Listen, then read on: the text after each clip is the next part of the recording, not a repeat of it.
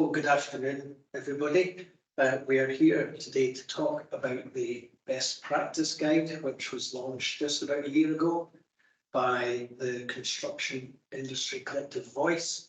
It was Len's brainchild, and a few people have input into this document. The reason this document is important is because it sets out a number of key management contracting principles and rules, and it is aimed at improvement in the way that all stakeholders in the industry can operate for the benefit of all. So I'll just do some introductions. Myself, David MacDonald, I work for Scottish Futures Trust. I run what is known as the Hub programme. It involves pretty much all the public sector across Scotland, and it covers the entire nation, all the way from Shetland down to Mull and the Western Isles to Aberdeen in the east. So far, we have delivered around about 3 billion projects, 3 billion pounds in capital terms of projects over the last 10 to 12 years.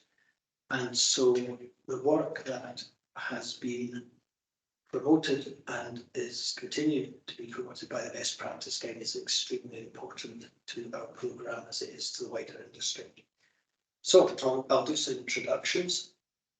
Ian Honeyman, Commercial Director of Builders Federation. We have Ian McIlwee, who is the Chief Exec of the Finishes and Interiors sector. Len Bunton, Consultant in the industry. And Janey Milligan, Managing Director of Construction Dispute Resolution.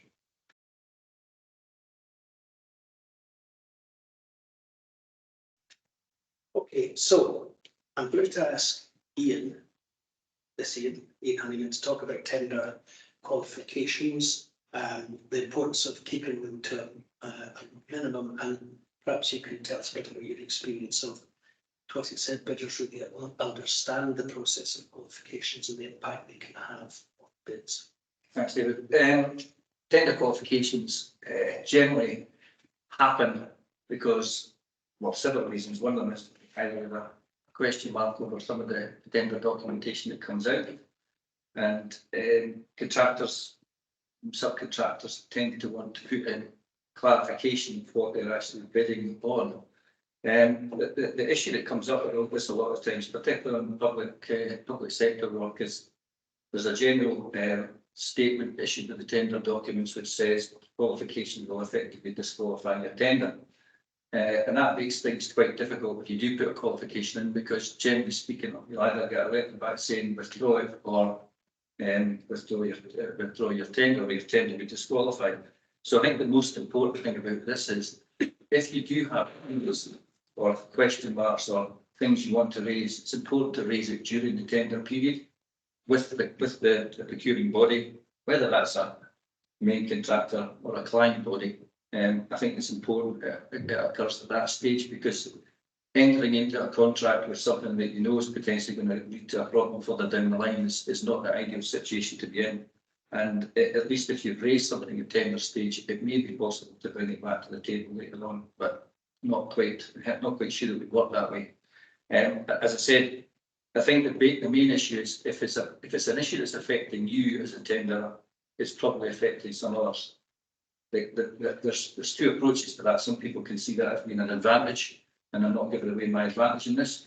But generally speaking, if you're raising something like a qualification, it's probably going to end up in a potential discussion or dispute further down the line if you don't deal with it earlier on. So I think the main issue that I've come across is nobody wants to actually discuss it, and that's probably because it's left to the last minute. I think it's important that you raise these things as soon as possible during the process and get clarification from the procuring body to basically get an answer to it, so your tender is more likely to be valid and you're dealing with issues that you know you're placing them. I think you've raised a really important point there about things being left to the last minute, which is never the best place to deal with these things. In terms of other areas of improvement, for example, if an invitation to tender isn't adequately clear, then a tenderer will probably qualify that tender. So presumably that's an area of improvement where the front end work removes the lack of clarity. Yes, I think it's always important that any documentation comes out is clear in what it's trying to achieve. And I think it depends to a large extent on the type of job you're doing. I see so many times in jobs where there's consultants and not necessarily going to be employed in the projects afterwards. It's when you're dealing with a client direct. That's an important issue because the client that's operating that kind of thing is not really going to be potentially qualified to make decisions in court with that. So it's important to get these things fixed out with the competent person that's dealing with the tenders at that stage. But I think it's all about the bid being correct. And let's face it, there are a lot of errors, a lot of missing information, a lot of information that you could be dealing with or needing up front that isn't necessarily there. And that's why sometimes, particularly you're dealing with some kind of specialist contractors, with specialists that have been asked to bring things to the table. That's an important area that they're informing the client that there may be issues that are missing that could end up with a problem with any bid coming from anybody in this whole field. So I think it's an important area to deal with as soon as possible. Yeah. And you mentioned earlier about how a tender qualification could be, could work to a bidder's advantage if they see an opportunity to offer, I don't know, better solution, better value, but essentially it's about pricing what they've been presented. That when asked to do, yeah. I mean, effectively, if you're going to go down the route of looking at this as an advantage, you're probably going to end up in a potential where you're going to have an argument with the other side, or at least there's a potential that could end up being money being required to be paid. And as soon as money comes into the equation there, that's where things start to get a bit rocky. So it's important that, you know, if you're going to do this, you really need to be upfront with it, in my opinion, and understand what it is the client's asking for, and understand what it is you're offering, because the two are different in there. There's a recipe for issues further down the line. Of course, the guide covers all of these kind of points, and we encourage people who are bidding to become very familiar with what the guide is offering by way of clarity around what can be quite a complex issue. Yeah. Thanks, Ian.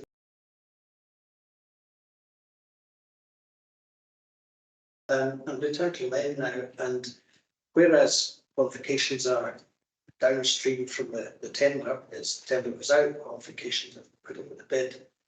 Another key issue which is covered in the guide is, of course, about contract amendments, and it would appear contracts start with standard forms, but the amount of amendment that is going on is causing a great deal of concern.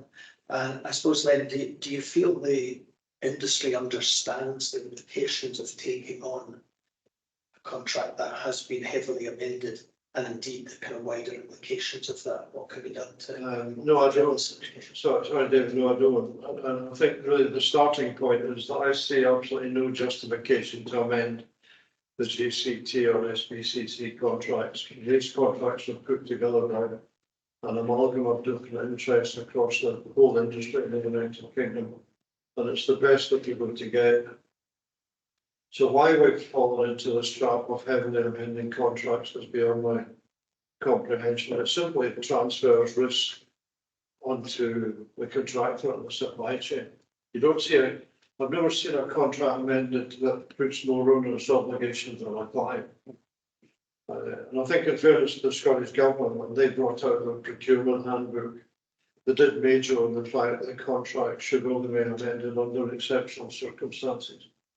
And if they are amended, it should be shown in track changing so that people can understand what changes have been made.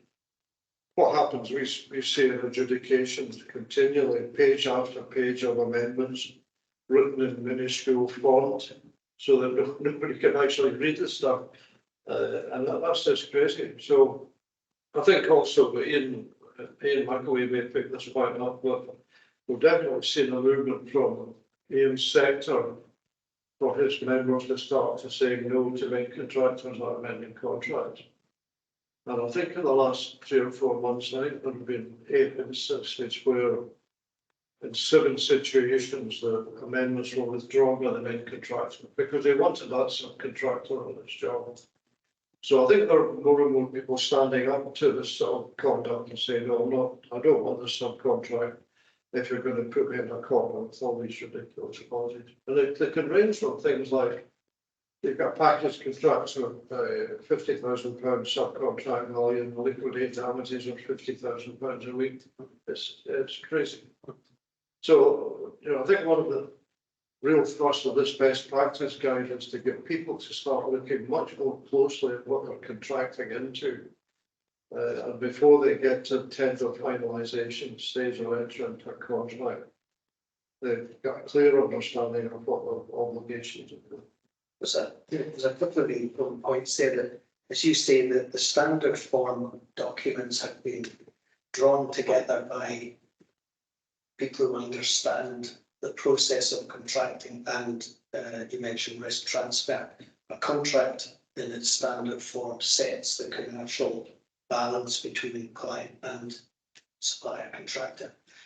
And any shift away from that is changing that balance. And of course, in the heat of a tender period, which sometimes isn't very long, the danger is, of course, that tenderer doesn't fully understand the implications of an amended contract. The risk is being shifted. That's a good example you give about a package of a certain value, but with very high LMA damages provision, which is completely out of sync with the work that is actually done and the value of that work. And of course, the concern is that tenderers may be setting up to things they haven't been able to fully evaluate in terms of value, cost to them, and actual how they would deliver to that risk transfer requirement. What do you feel is the best way to progress out of what is becoming a tricky situation with regard to amendments? Well, I think clients can play a big part in this. And I think perhaps educating clients to the fact that they're simply imposing more risk on the contractor, which and there'll be a price to pay for that. When Ian had a great example last year, I think, when he was looking at a heavily amended contract. And I think Ian said to the client, we'll price the job without these amendments, and then you decide what you would do, and he was going to get a much lower price. Yeah, I mean, it's very difficult, because if you were to sit there and actually analyse the risks that's involved in some of these things and put a number on it, the number would be astronomical. And the industry, to a certain extent, relies on the fact that they're not going to do that, because like everything else, people need work. And when work's tight or short, decisions get made, commercial decisions get made, probably sometimes not necessarily correct commercial decisions, and they can come back and bite you, basically. But I think if you don't understand what the implications of some of these changes are, and some of them are more serious than others, then you're potentially putting yourself at risk if you're not actually understanding what's being asked of you, because you're never going to price these full risks in. Well, if everybody priced the risk in, the job's probably going to go ahead, because not one budget would come in within reason. But I think that becomes the balance between the client's expectations and why they're doing this, as opposed to what the contractor's been asked to do. Why are you making these amendments? What's the reason behind it all? And sometimes the reasons are, I don't really know, but just they'll be put around because they can be. And you need to have an opportunity to challenge it. But as I say, that is one thing that industry's bad for. It doesn't necessarily price these things a lot of food, because it's just something not positive. I think one of the messages about this best practice guide is that the industry needs to sharpen up its act when they're pricing contracts.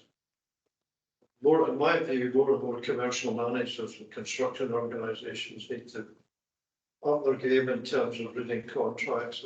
A lot of them just pick up the phone to consultants like ourselves and Janey's firm to get advice instead of actually doing a lot of it. So they should be reading much more of what they're getting into. And presumably the process should be that the commercial team within a bidder's organisation should have full understanding of everything that contract is putting up to them. Obviously, there can be a commercial decision taken by that organisation when finalising a bid, but it has to be done from a position of knowledge and understanding of everything that has been put forward. And as you said, Ian, the thought of pricing everything to its full extent is, as you said, things will never get done. But the fact is that if there are good skills in risk management, again, understanding that baseline position will allow both a commercial decision and indeed an operational decision as to how those risks can be perhaps eliminated, but more likely managed within in the context of the contract as it proceeds. But again, your point, Len, is that early stage diligence, understanding exactly what is in the contract and then taking it forward from there is critical. And again, the guide covers all of this in some detail.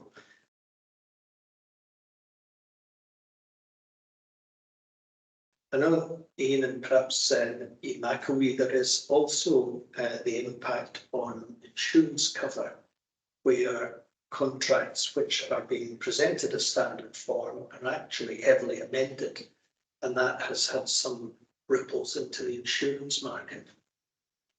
Absolutely. We're talking particularly about design liability here and professional indemnity insurance. I think one of the key points to get out there is contractors all risk is not contractors all risk. So some of the terminology we use around insurance, it brings a lack of clarity to the way that people manage their risk and support their risk management protocols. Now, I think when we're looking at this sort of this routine amendment of contracts, I think one of the key points to draw out is that if you don't understand your risk, how can you be sure that you're insured for it? We are seeing advice now from the insurance industry, which is coming back to if you're signing up to amended forms of contract, you should be checking with your insurer that you are covered for the risks that you're signing up to. This is why we've got to get design liability very crystal clear. I think we'll come back to talk about contract design portions, but we've got to start to get these things crystal clear to ensure that we understand the risk we're signing up to and that we're insured. And for clients, this is a really critical point, because it's tantamount to playing Russian roulette with the supply chain. Because if we're giving a contractor design responsibility that they're not insured for, ultimately that responsibility is not insured through the supply chain.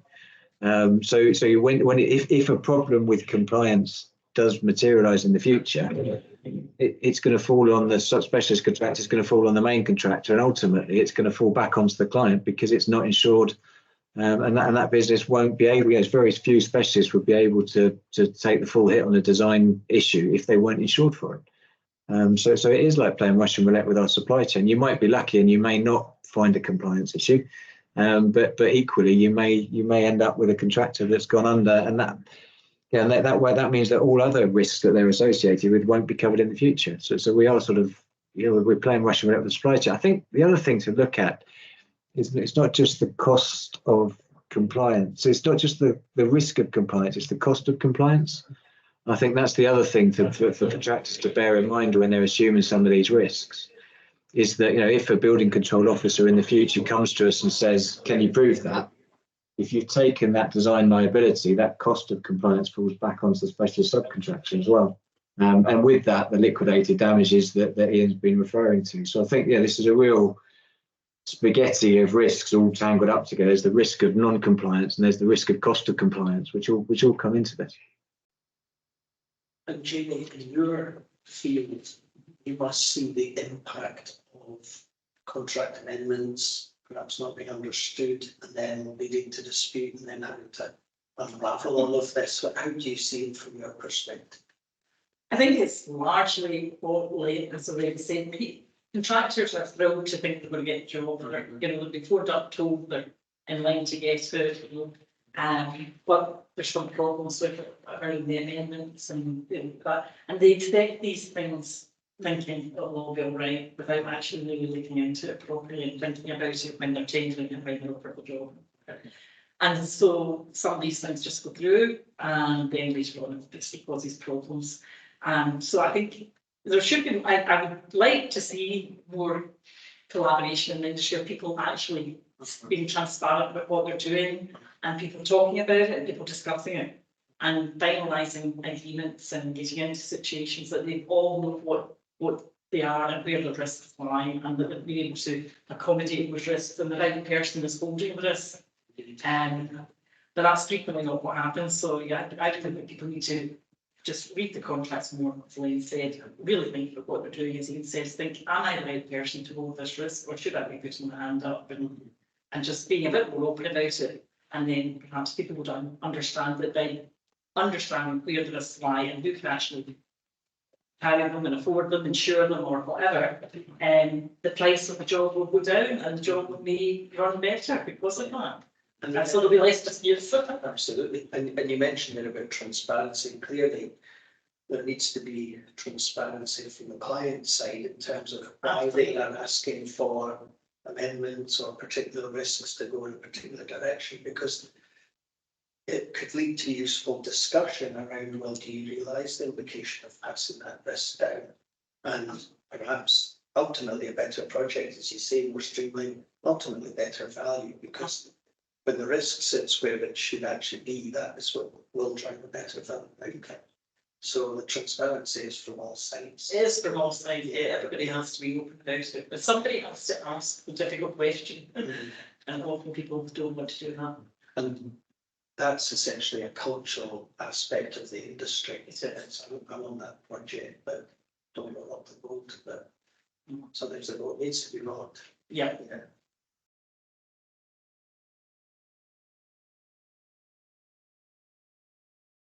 And let's move on to payment schedule. Somebody said with you, and this is another, I think, another example of preparing for success. In other words, properly understanding the sequence of the project, cash flowing in line with the program of works and the rest of it. So it's, you know, scheduling out payments, agreeing that schedule, and then moving forward again from that position of knowledge. Hopefully avoid disputes, but again, in your experience, is this something that is properly done at the outset to ensure for success, or is it something that could be improved? No, payment provisions probably lead to maybe the vast majority of disputes that we deal with one way or another.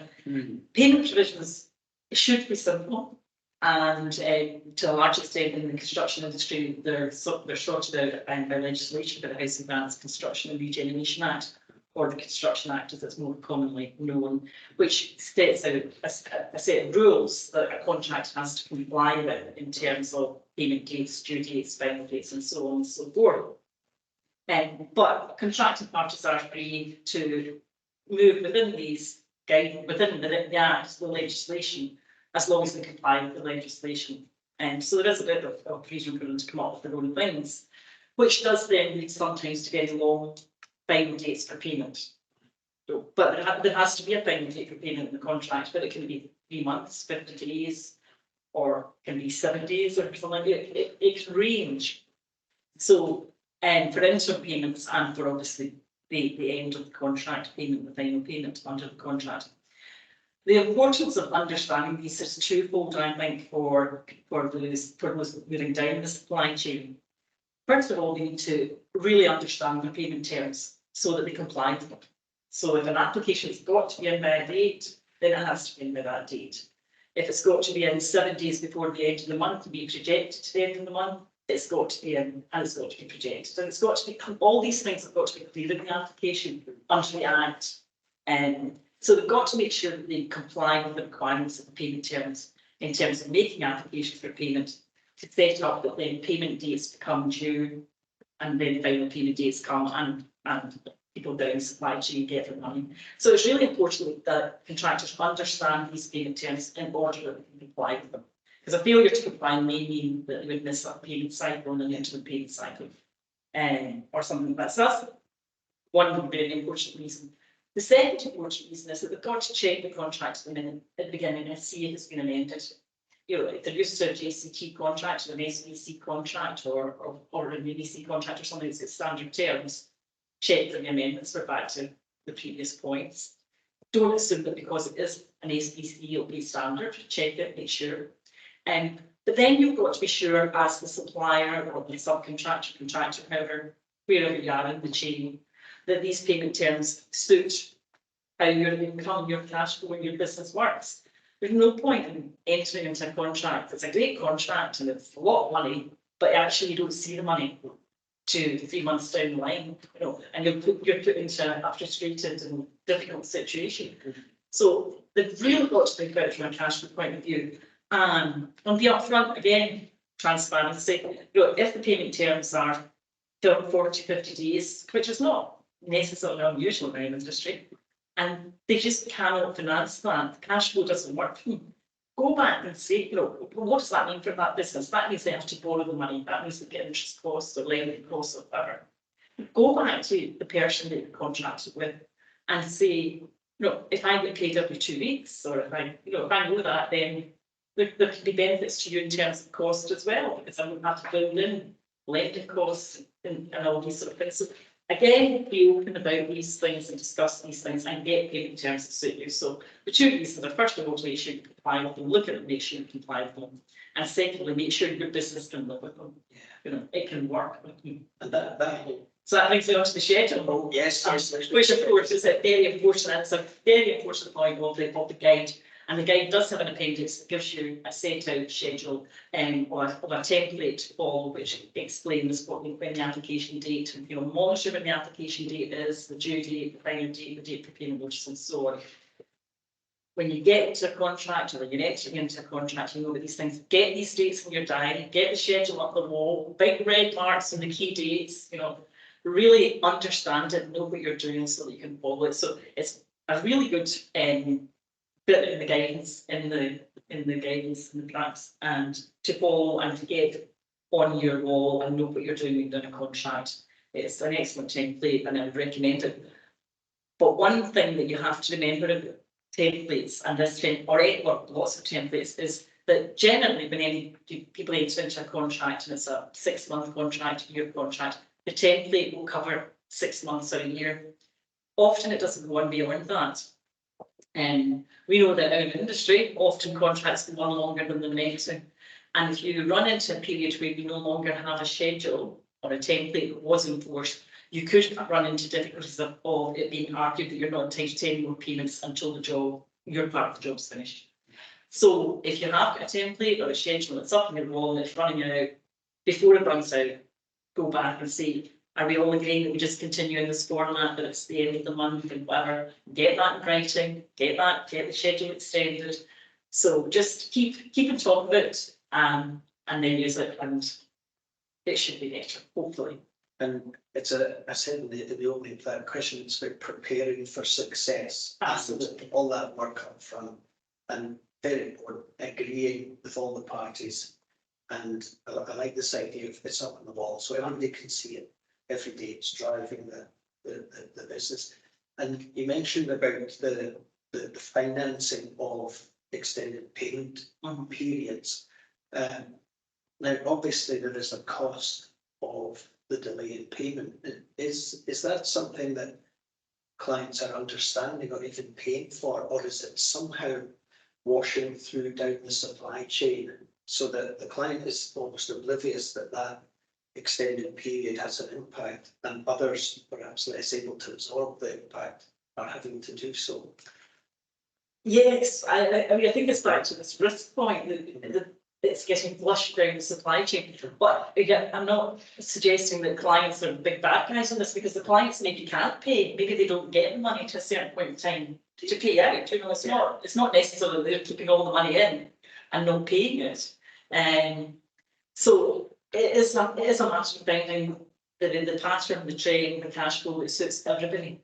You know, it suits everybody as best it can. There won't always be something that, you know, is perfect for both parties, but it could be better for both parties perhaps, and that's the point really, because I don't think sometimes some clients, main contractors, do realise how much it is probably putting strain on their supply chain, which is not good in the long run. You know, if the supply chain is getting put into distress situations because of somebody up the line holding the money when they could let it go earlier, because they're more able to before capital reserve or whatever, you know, that will help their supply chain get the job done, because That's what we want to do in this business. We want to get projects done, completed on time and well done. So a lot of factors lead into that. We're a very fragmented industry. Like everybody pulls the weight, we might get better. And it is again about this transparency of all parties understanding the implications. Collaboration. I think we talk a lot in the guide about collaboration,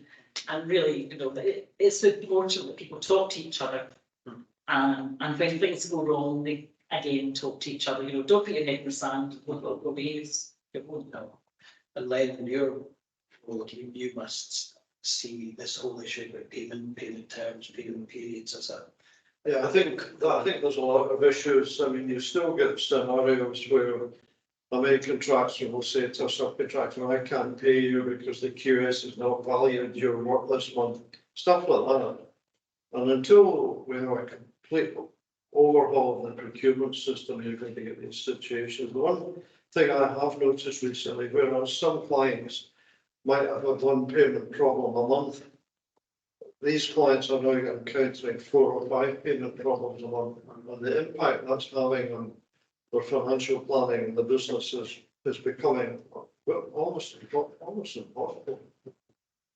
I think I totally agree with what Janey has said. I think another thing that's needed when a payment application goes in, there's quite often radio silence from the PQS or whoever, and I think subcontractors need to be a lot more robust in contacting the QS. If you get any issues over my application for payment, you know, bring these to the surface now. Instead, you wait 28 days and you got to pay less notice, and you find you only got a quarter of what you've applied for. So again, I think it's down to big improvement in the commercial management of contract. And Ian, your role as commercial, the commercial side of things, how do you see it?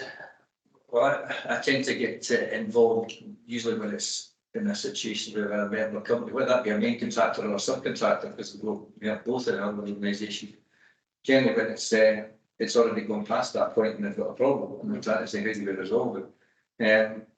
Ultimately, understanding the payment schedules and such like, I do believe it makes things significant. You're working towards it. I think the issue that comes out of this is sometimes if you're not getting a payment 1 month, it tends to roll on the next month and rolls on the next month, and it's either find out that's it. If I get the fine, you don't get that payment. If that's going to be a dispute at the end, or if it's just going to be a timing issue that hasn't come through. But generally speaking, the cash flow is critical. If that's likely to be something that's going to be a longer term issue, you need to try and deal with that before it gets to the point of a dispute. Yes. And I think part of the process is if you've got a regular application date going in and things that go in, you can see where there's a pattern. If there's things getting held back, or if it's that if you're not following these guidance and dates and such like that, you know, sometimes you end up with a situation. You put an application 1 month and it's paid the next month, it might not get paid. So you don't really know where you're going, but at least if you're following that and monitoring what you're putting in and getting feedback all the time, Yeah. should be there. And as Len has pointed out, the importance of tracking the process and ensuring that when a payment is submitted, that it's, you can't just assume, well, that's it in, I'll go on with the next thing. It's actually sticking with the. Yeah, absolutely. Making sure that you've got that. And it's important that the payment, the documentation, because basically if people don't follow the dates, ultimately, one bit to the way they are on that particular spectrum, if you're a client, contractor or subcontractor, you're potentially going to have a potential dispute on that if you fail to hit these dates. And the technicality of not making that date seems to be like use case before it goes anywhere. So Yeah. it's so great. Yeah. And if I could ask the other, Ian, obviously you represent a significant number of members of the industry and the wider supply chain. What about from your own perspective, what are you discussing with your members around scheduling of payments and the administration that goes with all of that? I think all the advice given thus far around accuracy of paperwork, getting your dates right, ensuring that your team are briefed on what they need to do when. I think the critical point from our end is that the cost of all this is higher than it's ever been. With interest, the cost of capital is higher than it's ever been. Businesses have had their bank accounts depleted by COVID, hyperinflation. So yeah, it is an industry very much in survival mode now. Yeah, and it is a very real need to ensure that cash moves through the supply chain effectively, or we won't have one. Quite literally, we won't have one. And of course, the industry is being asked to deal with many things now that, you know, perhaps 20, 30 years ago were not the case. You know, the safety is at the very top of the agenda. Quality, net zero, there's all these other things, and of course for the industry to invest for learning, research and development to respond to all of these things, it cannot do so unless the cash is flowing. And that's, a lot of these are upfront costs as well, David, aren't they? So it's, you know, the upfront cost of construction is again higher than it's been. So again, we operate across the UK. The Building Safety Act comes, the next iteration of the Building Safety Act is next month. So early next month, 6th of April, the next round of Building Safety Act changes come through. And again, there's much more emphasis, much more focus on the work that's done before we get to the construction site. And again, we can't run on air. There's more investment required in the IT to support things like the golden thread. And again, whether you're operating in England or Scotland, the golden thread is a logical principle about effective information management. That requires investment. Sustainability, we definitely want to be more sustainable as a supply chain. But so many decisions we make are the best we can do in the time that's available, which often means just rip all of that out, get it all out of the way, stick it in a skip because we've got the builders coming in to do the work. And there's so little planning is currently done. If we want to do more of that, again, it requires more upfront investment. You know, it still staggers me really as an industry. You know, if you look at application dates on a typical job, you'll be looking at a sort of a 30-day application based on 30 days of work. We're legislating for something like 45 days is sort of an acceptable payment amount according to the late payment regulations. So you look at that, 75 days. You know, assuming that everything lands as it should do, any of the delays that we hit, we're starting to get to 90 days.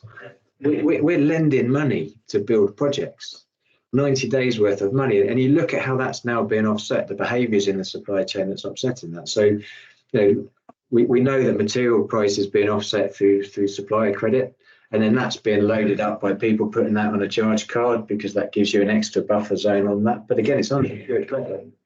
Once you're bumped, you're very vulnerable. And then, of course, all the labour is still very much paid. Certainly our end of the supply chain, again, largely we've done some research with Reading University, but largely, you know, we rely on contingent labour because we've got no other way of managing the ebbs and flows of work, the moving start dates. You know, it's such a flexible, fast-moving sector. We're heavily reliant on contingent labour. Contingent labour gets paid weekly, and so we've got no buffer there. So again, the industry is forking out huge sums of money before they receive anything back again. And when the cost of capital interest rates are high, it's unsustainable. We've got to start thinking about how we capitalise construction through deposit, is my view. And there are allowances within standard form contracts for deposits, but again, they're seldom utilised. Thanks very much, Ian. Obviously, in the time we have, we can only, to some extent, scratch the surface. So, you know, I encourage everybody to look at the guide and, you know, pick up the points that we've all shared and go into the detail that the guide contains.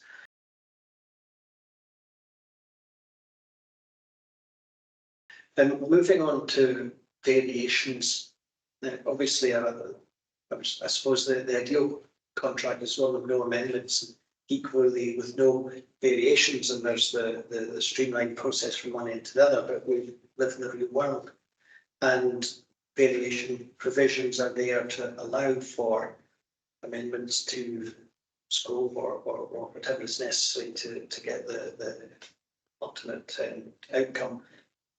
And of course, the variation is an opportunity for additional work for the contractor and his supply chain, but clearly there is a discipline that needs to go with variations, as with all other aspects of the contract. Len, I would imagine this is another area where you sometimes see disputes emerging Not sometimes, David, it's constant. And I think, you know, the debate as to why we have variations in contract, we could fill a whole day talking about it. It's endemic in the industry. What I try to do with people that I work with is to try to get them to get variations agreed before they actually start working on site. If they can, there's a quotation procedure on the SPC contracts, which is seldom used in my experience. But trying to get the variation agreed, or at least having a basis for agreement, rates or day work rates or whatever, or measured rate before you kick off. But again, we're seeing from a lot of avoidance members, they're saying to our contractors, if they don't agree with the value of this variation, we're not going to do it. I don't know where that leaves you contractually if you refuse to do it, but I think that's where the industry needs to stand up, or particularly supply chain, and say, you know, it's not our fault as work's varied, so we want to be paid a fair, reasonable price to do it. Solving the problem long term is just a huge difficulty. Yeah. And then again, similarly, Janey, is this something else that you see happening or coming up with? It's really because of that. And again, I think quite often a lot of this is down to lack of communication between the parties. Because the person on site running the job finds a problem, something's happened, and he needs the work done. He asks the contractor to do it. And the contractor, rightly, in my view, as Len says, well, okay, give me a written instruction. And he doesn't get a written instruction. And if you're very, you've got to think if you're a contractor and the person instructing you or asking you to do something isn't prepared to give you a written instruction, alarm bells should be going immediately. Well, why? What's going on here? But of course, maybe relations on site, the site manager and the guy said get on well, the contractor or whatever, and so he does the job. Because he's getting on well with this guy, but he doesn't tell his superiors. He doesn't put it up the chain, he doesn't tell the quantity superior on the contractor side, or he doesn't tell him quickly enough that he's done a wee bit of work or a big bit of work without instruction because he was being a good guy. And this guy goes away and thinks, oh, that work done, I didn't give him an instruction. I'll maybe get around to it sometime. He goes away and gets another job somewhere else. And you guys then said, no instruction, I don't know why you did it. Nobody paid. And this type of scenario happens time and time and time again, and so it is just really important to don't do the work unless you get instruction. And as Len says, try and get it, at least if you can't get the actual price agreed, because the daily work was perhaps going to be something that, well, it's going to be something that wasn't expected, perhaps. So how much that might cost, it might be difficult for the contractor to say at the time.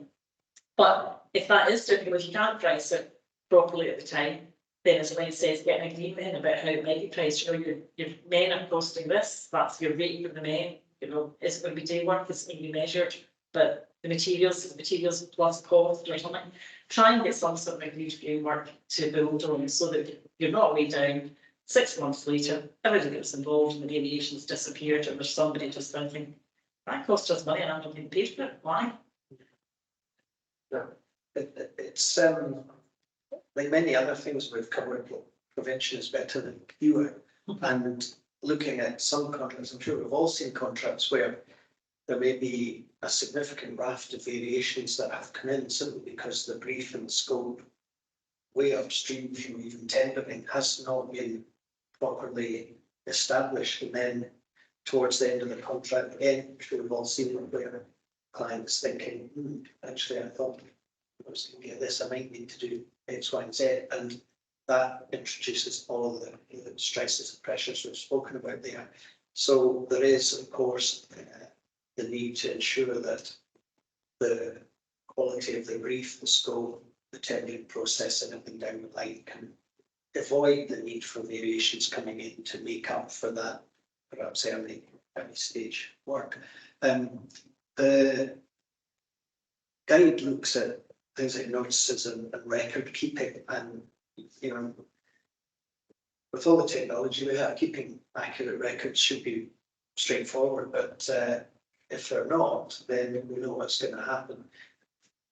We could again talk about that subject till the cows come home, but essentially the guide does cover that. in some ways it's kind of stating the obvious, but sometimes we just need to be reminded of what's obvious to make sure we all do it. Because as we know, it doesn't necessarily always happen.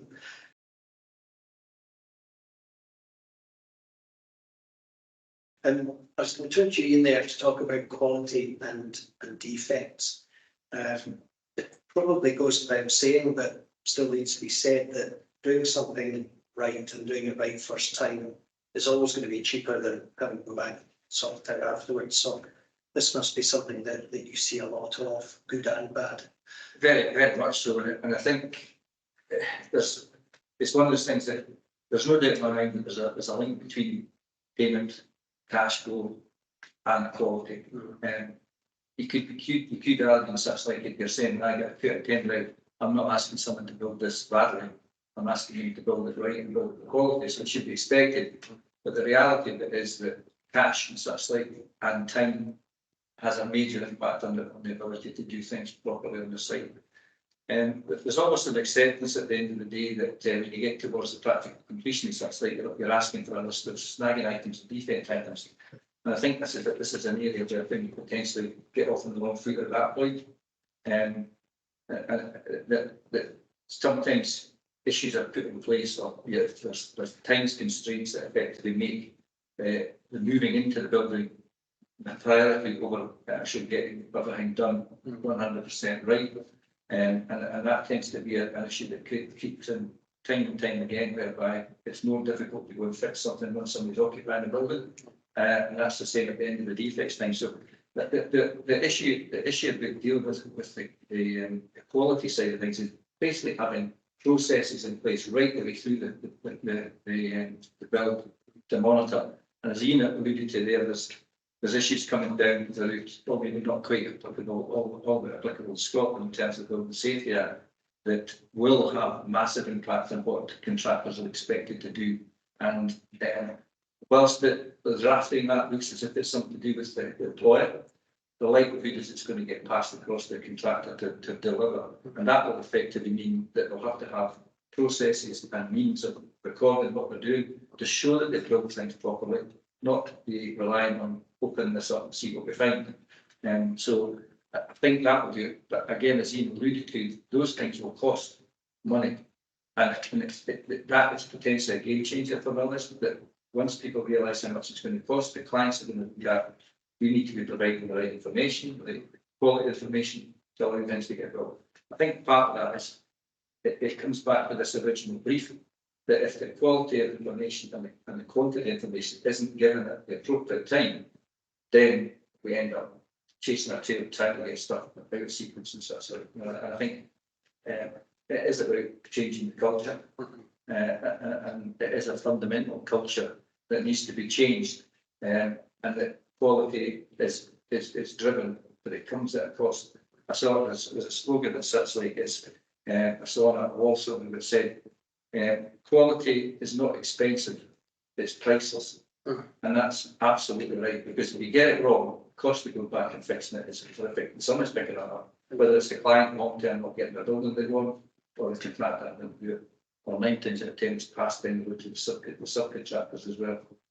So, and as you say, that this is a critical area of improvement. It's cultural, it's commercial, it's operational skill based. There's so many components to this.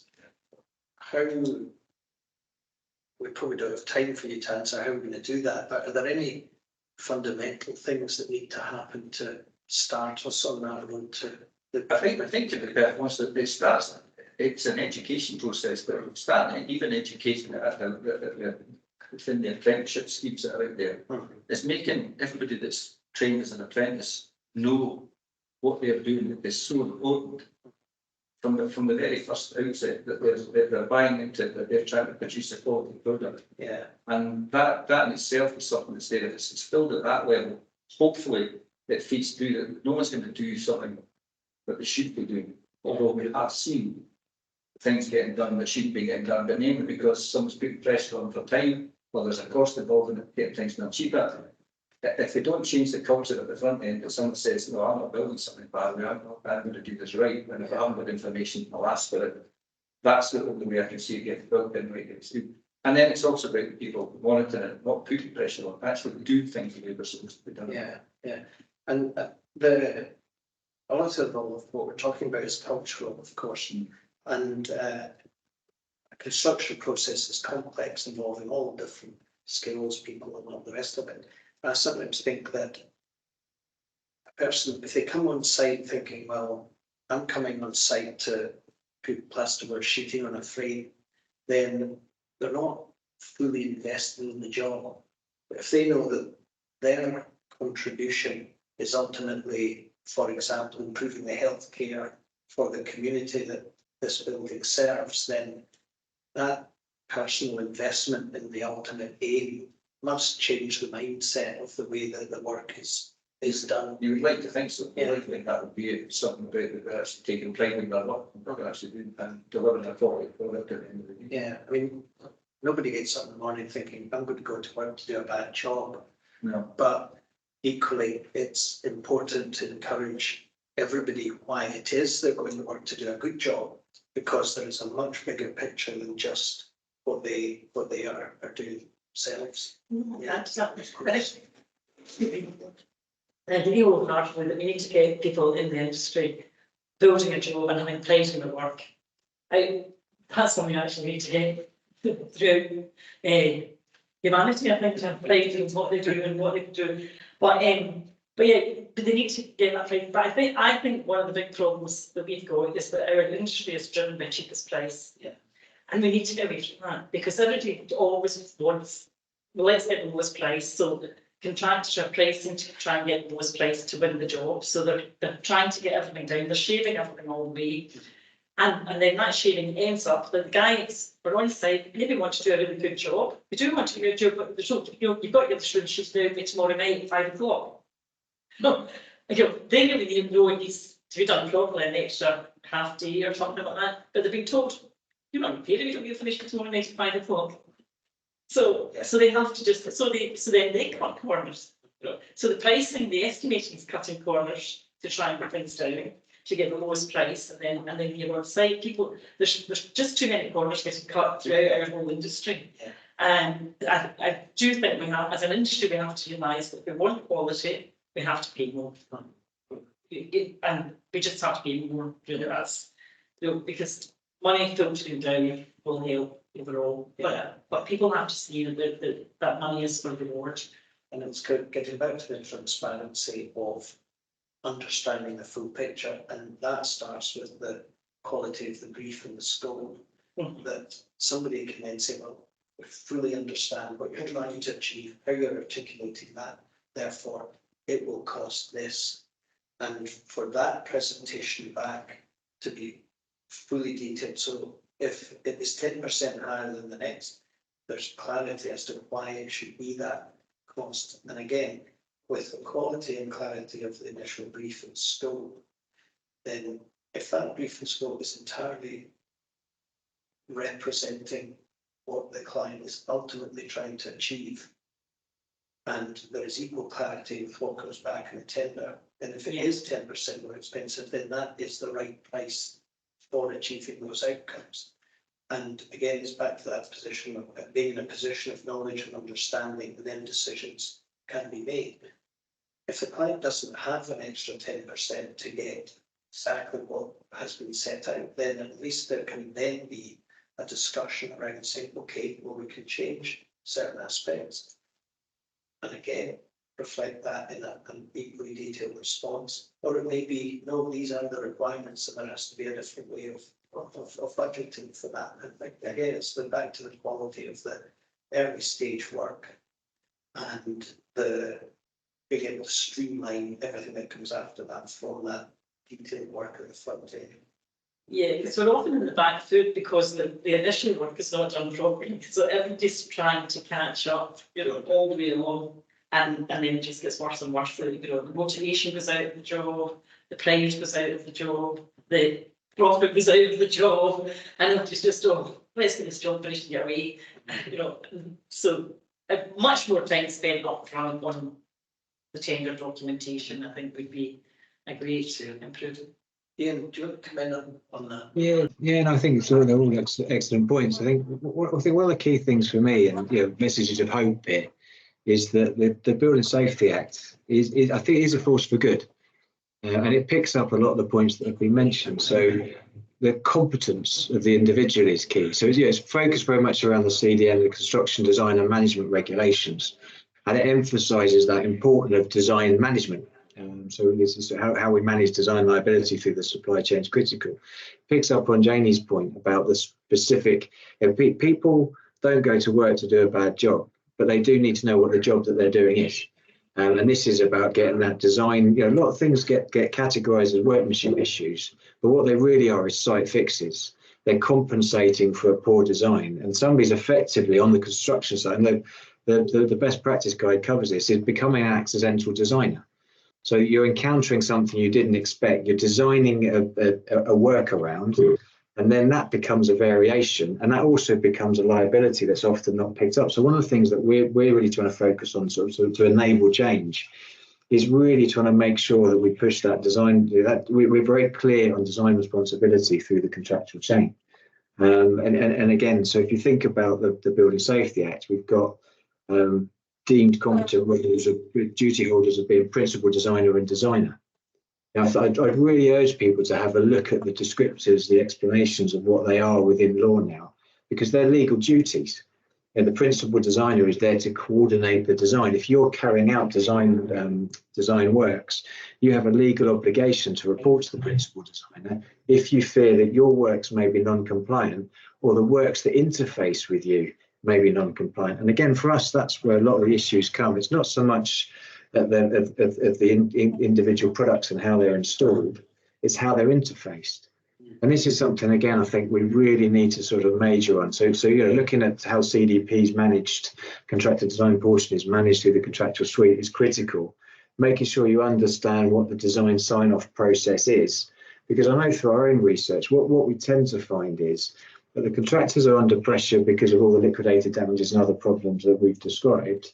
They're left with a problem on site, and they'll raise that problem, but they won't necessarily get the response from the required party in time. But the program's driving, so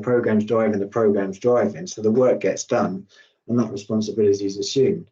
Again, within the Building Safety Act, we start to see that the hard stops being put in. There's notifiable and major changes that the building safety regulator needs to be informed about before work can continue. And again, that's instilling, as though that doesn't cover every type of building, the principles do. And that's starting to instill that good practice. If we've got a design change, we need to make sure that's coordinated effectively through that principal designer. And again, I come back to some of the things we talked about earlier. It's about how should we be managing this from tender stage?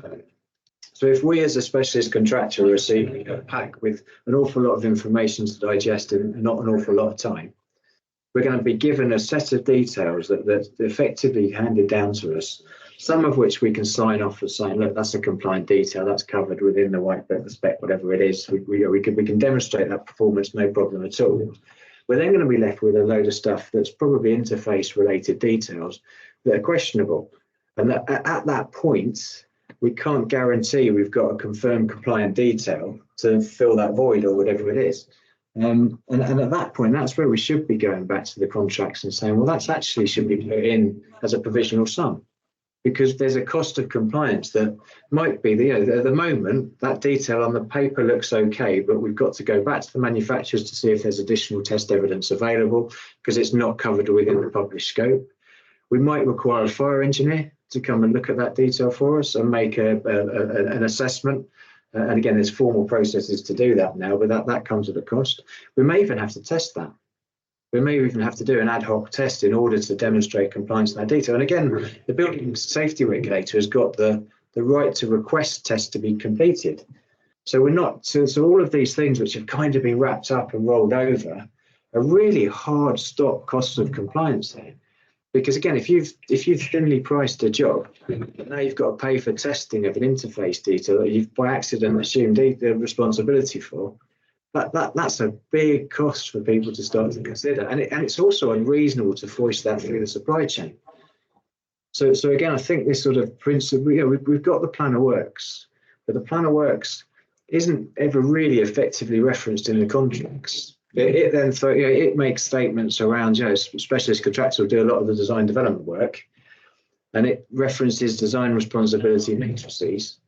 But again, these aren't always clearly provided through the design responsibility matrix is seldom provided as a clear and unambiguous document that forms part of a contractual suite that makes it abundantly clear who's responsible for what. So again, if you took an internal petition hitting an external detail, and you assume as a specialist contractor building the internal petition responsibility for that interface detail, you could be taking responsibility for the entire facade as well as your own package, because that detail is an interfacing adjoining detail. So if it fails, what you're responsible now for is way beyond what it's reasonable to expect you to take responsibility for. And again, all of these costs of compliance come with potential delays.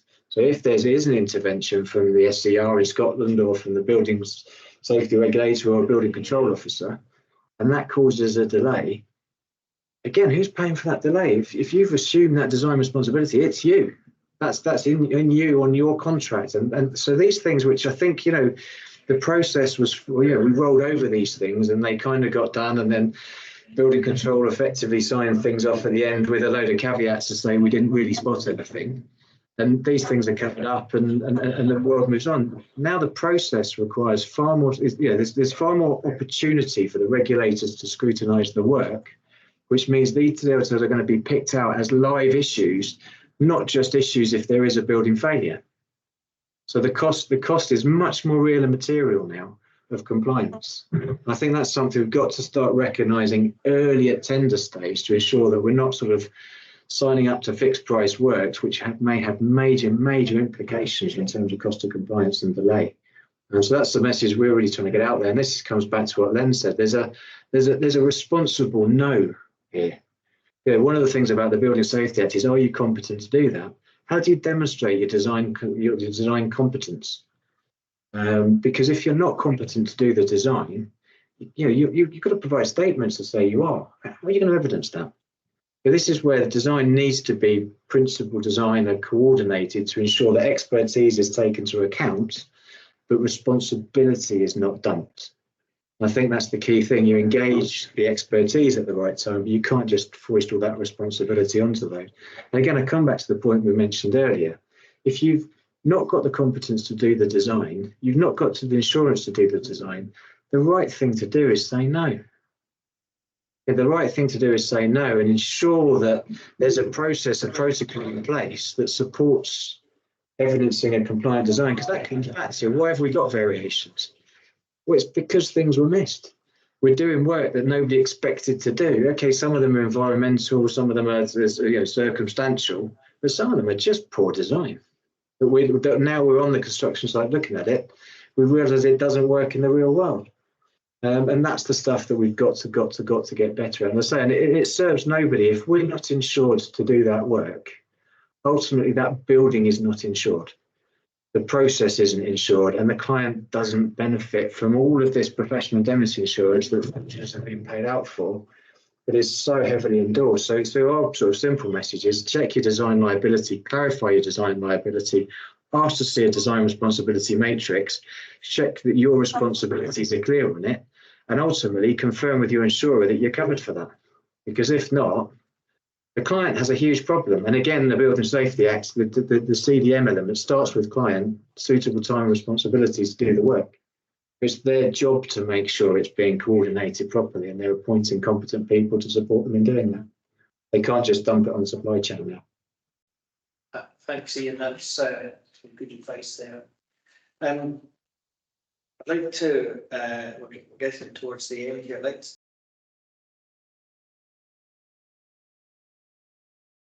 to ask Len and Janey to talk about the conflict avoidance process. Now, Len, you've recently been elected to the chair of the conflict avoidance coalition working group, and clearly this is something that you've been working on for some time with the RICS and promoting. And I suppose in summary, it's the early stage intervention to keep projects on track, like moving into expensive formal disputes where some projects don't recover terribly well from in terms of relationships and partnerships. So, Well, I think first of all, there's no doubt about it. The process is getting a lot of traction, and I think the sporting analogy is about momentum out there, and the steering group is bringing together, quite a number of organisations and influencers. But just as an example, the Parliament Restoration Project, which is absolutely massive, they've now sent the conflict avoidance pledge in that's been embedded into all their contracts. So that's a huge step forward. So, I mean, I feel very passionate about this, as everybody knows, because early intervention to stop issues escalating into disputes, who would not want that? I mean, as a major client, your organisation was a kind of pathfinder in terms of getting projects procured properly. So who would want to resist a process like this?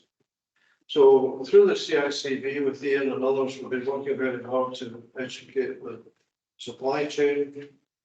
400 organisations have signed the pledge, which is just a drop in the ocean, really. The target should be 15,000 to 20,000 in 2 years' time.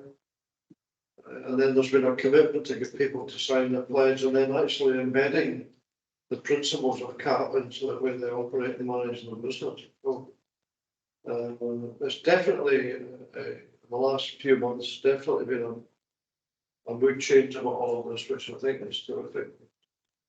Hopefully we'll see more growth of this process in the next few years in the industry. Janey, you've been on the journey as well. Mhm. Yes, as Len says, the conflict avoidance process or collaboration, signing the pledge is the first step, but you don't have to.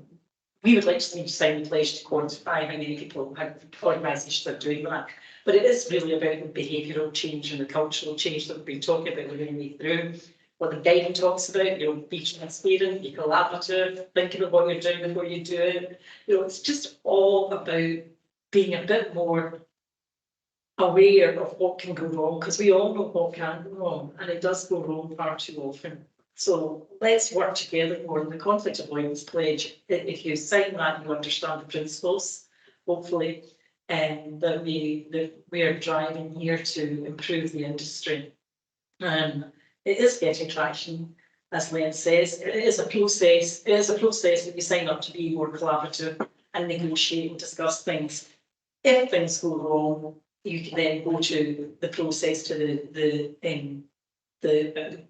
decision maker in a CAP professional to help you decide what the right answer may be. So it's something less than adjudication. It doesn't prevent you going to adjudication or anything like that, but it's less expensive and it gives you a quick answer, hopefully by talking again with the CAP professional who will point you in the right direction of what they think the right answer is. So it's all ways of getting people to come and talk more about what the problems are, think about what the problems are, talk to the other side about what the problems are, articulate really what you want. Don't go away and think, I'm right, I'm not talking to you about it, which happens all too often.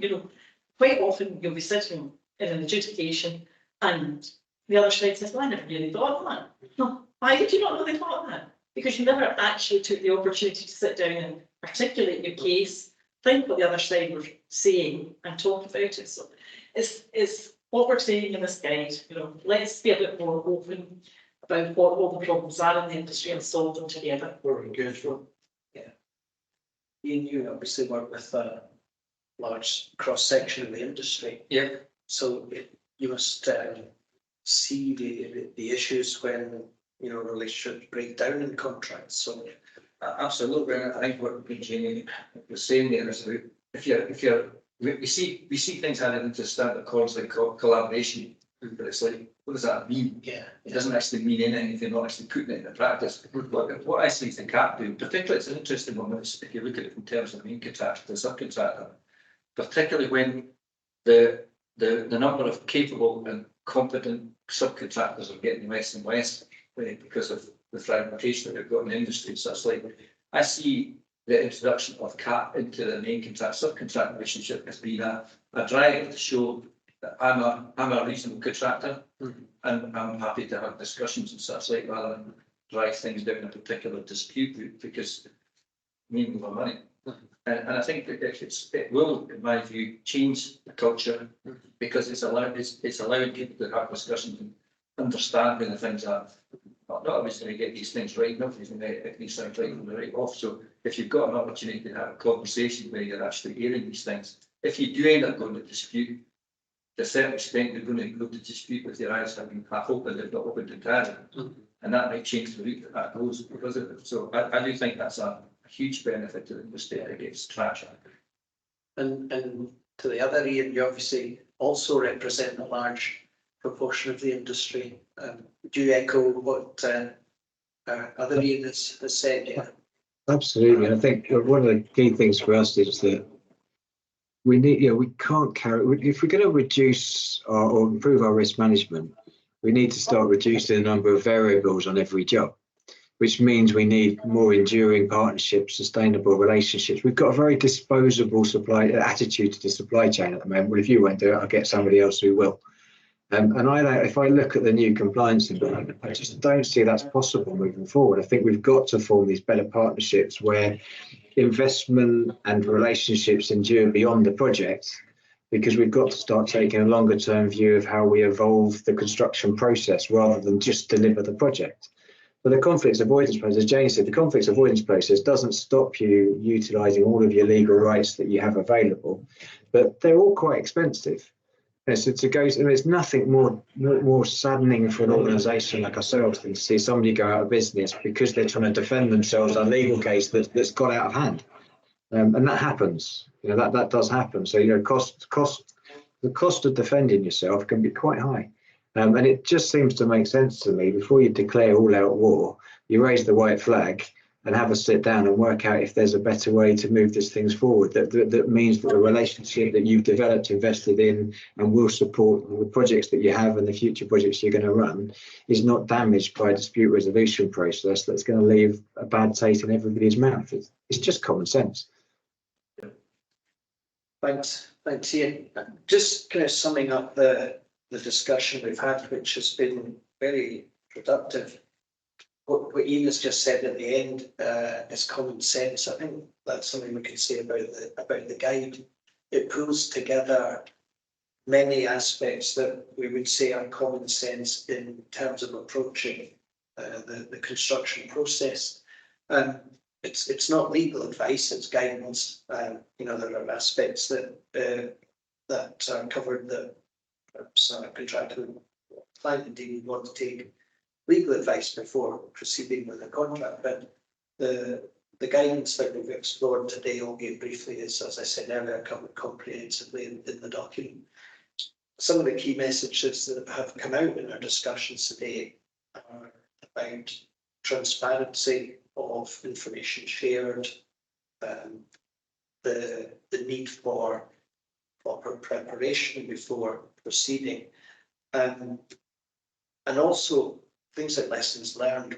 We quite often will dig into something that hasn't gone very well. It's equally important to study what has gone well and understanding why, and then sharing that as best practice.